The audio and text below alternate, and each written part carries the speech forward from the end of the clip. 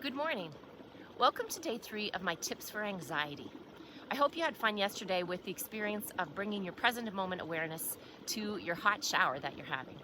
So today I want to expand on that just a little bit to the topic of curiosity.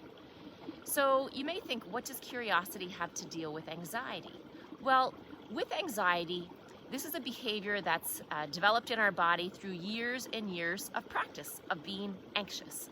So what we're trying to do is break that cycle of having our thoughts focus on one thing, the anxious thought, and take our thoughts to another experience. So when we bring in the topic of curiosity, again, this is a way that our body can redirect itself. And many people will try this when they are having perhaps a panic attack. When they feel those symptoms that are coming on, they'll break that thought pattern, turn to something that they can be curious about. So what does that mean?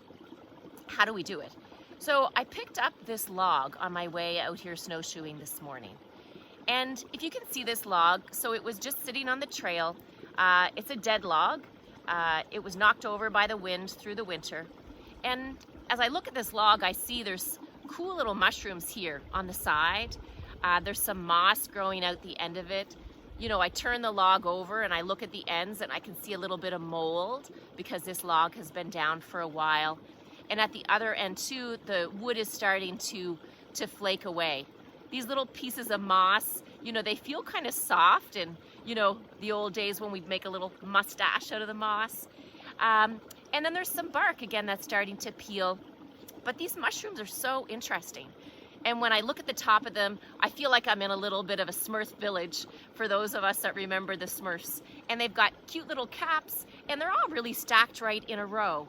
And it makes me kind of think of, you know, was there almost an animal that could have as little, that could be climbing up and using these little mushrooms as little ladders.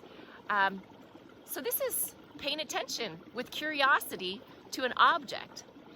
And for a few moments, I've been able to think about, wow, like this is pretty incredible that this tree can grow, that even when it's dead and it's kind of in its rotting or decomposition mode, that these mushrooms are growing.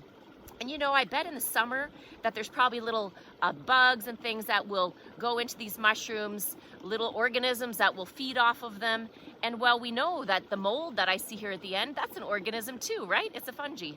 So it's pretty incredible that I'm able to get so much enjoyment and the curiosity that I have for this piece of wood that I found lying on the trail.